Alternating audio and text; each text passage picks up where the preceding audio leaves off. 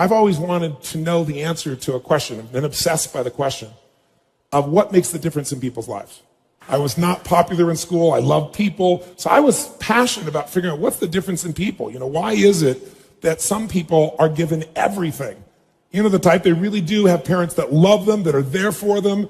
They have tremendous educational background. They have all the economic resources, and they end up spending their life going in and out of a rehab. They had all the resources. And then you meet somebody who's been, abused, or no one's been there for them, or they've been physically abused or sexually abused, or the worst things you could possibly happen to a human being. And they turn out to be some of the finest human beings you'd ever meet in your life, who are out there working to help other people and make a difference. So we all want to believe that our lives have turned out because of our biography. And the reality is we can all find people with a horrible biography who have an extraordinary life, and we have people with an extraordinary biography who have a life that none of us would want to trade with. So what's the real challenge? And I believe that the challenge in relationships and in life, in every area, is emotional fitness. That it starts with how emotionally fit you are in a relationship. And there are patterns that make people emotionally unfit. There are patterns that make people frustrated. There are patterns that make people depressed. There are patterns that make people angry. There are patterns that make people feel sorry for themselves. And there are also patterns that make people compassionate, playful, physically passionate, emotionally strong. There are different patterns, and they stand out to you when you've been around that many people. So I've had now 50 million people get my books and tapes, but I've been with 3 million people face-to-face from 80 countries. And when you're around those many people, the pattern becomes clear. And I've been able to use those patterns, and that's what I want to kind of expose you to tonight. And frankly, I think these patterns are common sense. But, how many of you notice that common sense is not too common? Everybody's like, oh, yeah, that's simple. But, a lot of people say, I know this stuff. Well, if you're not doing it, you don't know it. You understand it. And understanding and $3 will almost get you a cup of Starbucks these days, It's really nice to understand things, but that doesn't change anything. You got to get in your body and actually do it. But I've learned enough of these patterns that now, over the last, 20 years or so, of the 30 years of my career, I'm the guy that gets the call when the fire starts. When the athlete is burning down on national television and something's got to be done right now to turn them around. And, I either get them or I don't. And for 30 years, I've gotten them. That's how I've built my reputation. And that you've got to produce results right now. And I'm able to do that because of an understanding of these need structures I'm going to talk to you about. Or I get the call when the child is going to commit suicide, or the adult. And in 30 years, knock on wood, I've never lost one suicide in 30 years. That doesn't mean I won't someday, but I never have, not one single time out of the thousands of suicide attempts. And it's again because of understanding these needs I'm going to talk to you about. I get the phone call, in the middle of the night, true story, and it's the President of the United States saying, Tony, they're going to impeach me in the morning. What should I do? And I say, could you have called me sooner? True story, So in the experience of looking to make those changes and looking at how to change, same thing in relationships, couples that are gone, the films that I wanted to make with Chloe, I said, let's not make films with couples that have troubles. Let's make couples that look like they've gone beyond the edge. By anybody's estimate, there's no way to turn it around. Because by that extreme, when someone watches the film, they look at their own life and they go, oh my God, these people can do it. And they did here, I could do it too. That's the contrast we want. But the basis of all that I do comes down to knowing that the difference in your life, your relationship, your physical life, your emotional life, any aspect of your life comes down to this sense of psychological strength or emotional fitness. And what I mean by that is this. Discipline never works long term. Never. What works is when you become addicted to something positively new. You trade one addiction for another. When you shift from having to doing something to wanting to do something. So our focus is how to make that happen. But I'd say this to you. If you want to change a relationship, the number one thing you have to do is master your own emotions. If you don't do that, forget it. There's no hope. And what's wonderful, though, is it's easy to do if you know how. But none of us have ever been taught really emotional leadership. Emotional management is the very minimum, much less how to direct and shape ourselves. I don't mean faking your emotions. I don't mean pushing them down. I don't believe in positive thinking, although you may think that from watching some of the media coverage. I am not into positive thinking. I'm not here tonight to tell you to go to your garden and say, there's no weeds, there's no weeds, there's no weeds, there's no weeds. I'm very clear that I believe that life is about leadership and being truthful to yourself. And so I believe, number one, that the mandate for any great relationship and the mandate for anybody to lead their own life and not be a follower is you got to see things as they are, but not worse than they are. Because that's where most people go. That's where they go in relationship. That's why they start to tear it down. That's why the relationship starts to break down, because people get scared when it isn't working out. and then they make it worse than it is so they don't have to try. Because they don't want to try again and be disappointed. They don't want to feel that sense of rejection. They don't want to feel that sense of failure. So most people make it much worse than it is. People tell me all the time, oh, I'm skeptical or I'm pessimistic. I said, no, you're gutless. It takes no guts. It takes no courage to be a pessimist, to say it's not going to work, to try to find out what's wrong. What's wrong is always available. It's always what's right. So I'm not into positive thinking, but I am into intelligence. And intelligence says, see it as it is. Don't make it worse than it is. I mean, people all the time say, my problem is I'm big bone. No, you're freaking fat. Tell the truth. You know, what is this big bone story? You know, the only way it gets better is if you can see how it is. Don't make it worse than it is. Don't try to make it so it's impossible to change. That's not true. It's not true at all. The second mandate, I think, to changing anything in your life, to leading your life, is once you see it as it is, not worse than it is, then you got to see it better than it is. Because that's the thing that's missing from most relationships. There's no vision. I mean, without a vision, in the Bible it says people what? Perish. And when a relationship has no vision for greater than where they are, that relationship is going downhill, if not destroyed. I believe that every relationship, every part of life, every part of a human being needs a compelling future. If the future's not more compelling than today could be tough, but if the future's compelling, we can get there.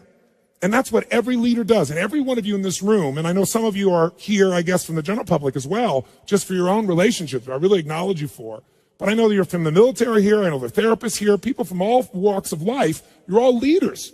What's your job? To lead. Your job is to help people see it as it is, not worse than it is. What's your job? Help them create a compelling future. See it better than it is, so there's a reason to give my all again.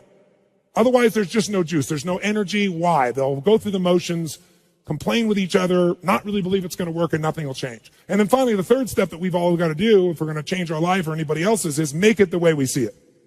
And that's where strategy comes in. I try to take things that are complex and make them as simple as possible. I've noticed most people in the psychological world try to make it as complex as humanly possible. Because it makes us feel so sophisticated when we can talk with all these complex words and elements and so forth, and we can really, we got our degrees and we're somebody. But you know what? That doesn't help anybody. So I look for a nickel word to get to the heart of something. I'm trying to take something complex and make it simple so that people really will apply it. And that's the focus here. Hey, it's Tony Robbins. Listen, I'm here today to talk to the gentlemen in the group, but in case any ladies are watching today as well, here's my question for you ladies. How many of you cannot stand a man who can't make a decision? How many of you cannot stand a man who, at one point in the relationship, he's there for you, and now he doesn't feel present at all? How many can't stand a man that can't tell you the truth? And now that I've stirred up the ladies, this is really a video for men. So gentlemen, I know you know there's been women in your life who have felt in the beginning so much passion for you. And then gradually, you guys seem to drift apart and you love each other, but there isn't that same aliveness, that same sensuality or sexuality or excitement together.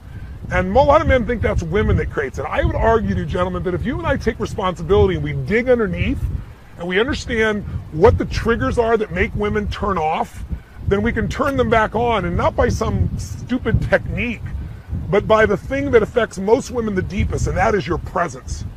Most women are starving for a man who's present. What does present mean? It means a man who is right here with me 100% right now. His mind isn't doing 20 other things. And I know, gentlemen, it's hard to be present when a woman is talking to you and she's talking about so many things so quickly very often that don't relate, because a woman's brain has something called diffused awareness. It means they take in everything all at once. It isn't multitasking. It's literally transitioning, not even transitioning, experiencing multiple conversations and people at one time, whereas men tend to focus on one thing at a time. And when a woman starts doing that, most men's brains click in and they try to focus on one thing they can handle, and they're no longer present. If you're in your head and you're not connected to that woman, she doesn't feel that presence. And presence is what opens a woman. Presence is what causes a woman to open to you sensually, sexually, emotionally, her heart, her soul, the whole 9 yards. Ladies, correct me if I'm wrong. There is nothing more powerful than presence when there's real love involved. So, and often women will respond to a man who doesn't even love them, but who's present for them, where they feel like there's nothing else in the world but me right now. And gentlemen, you know how to do that when you're in the zone in sports. You are so present. When you're in the zone trying to solve a problem, you were so there. And you probably were so there when you were pursuing this woman. But if you can train yourself to bring that presence back on a regular basis, you can own your woman like She's never been owned where she will literally melt to you. And I don't think most women who are feminine would argue with what I'm sharing with you right now. If they do, they can not only talk back to the video, they can write some comments down below wherever this thing is posted. So what makes women also feel you're not present is when they feel like you're not honest. And most men are truly honest, but they just don't want to deal with what they call the shit. That must be the technical term, right? The shit they get for telling the truth because she disagrees about it. And men get worn out by words. Men would happy to resolve it, but then finally they'll just say, yeah, okay. When you say, yeah, okay, and it's not really okay with you, you're not present. So she gets even more animated. See, most women, they don't want to please her. They would like to be pleased, but they don't want to please her. A pleaser is trying to do anything they can to make things work. They feel there's no presence in that man. He has no center. He has no strength. They may like him, but it's going to be hard for them to respect him. And if she doesn't respect him, there's not going to be a lot of passion. And if him is you, that's a real problem. You and I both know, whether you're a single man who's meeting women or whether you're in an intimate relationship. So I thought maybe what I'd show you is one example of how women perceive dishonesty, with men perceive it as just leaving things out so they don't have to deal with more challenges, and how to deal with it differently. And I can tell you that verbally, but it might be better to witness it. We were in Hawaii recently, and there was a gentleman there sharing with us that he has so much difficulty just dealing with his wife. She wants him to do things like do the dishes. And he says, I run a business, and if I don't do the dishes, she doesn't feel like I love her. And I said, well, then why would you just do it at times? He goes, I do at times, but it's like every time. And so she'll ask me, am I going to do dishes? And I say yes, and then I don't do it. And then she gets mad at me, and I said, yeah, because there isn't anything authentic. I said, why don't you play your wife right now, and let's talk about whatever she's upset about. And I'll just be me, but I'll be you. In other words, I'll be myself if I was you. And you'll just watch this little video, and it's pretty simplistic. All I basically say is, no, I'm not going to do it. And he was shocked when I demonstrated this, but I didn't do it harshly. I didn't say, you should go do these dishes. I don't have the delusion that that's the woman's job. I just said, I'm not going to do it. This is the higher priority, but I also don't think it should be your problem, and I'm committed to working out a solution, but I'm not going to do this. And there's some things that you probably don't want to do. I don't want you to, let's work this out. It's coming from a place of congruency. And people can feel when you say what you mean and you mean what you say versus when you're placating. So I know this is third grade at one level. Like we all know this intellectually, but knowing it intellectually and doing it is the difference between having a passionate relationship and a relationship where you're constantly accommodating each other.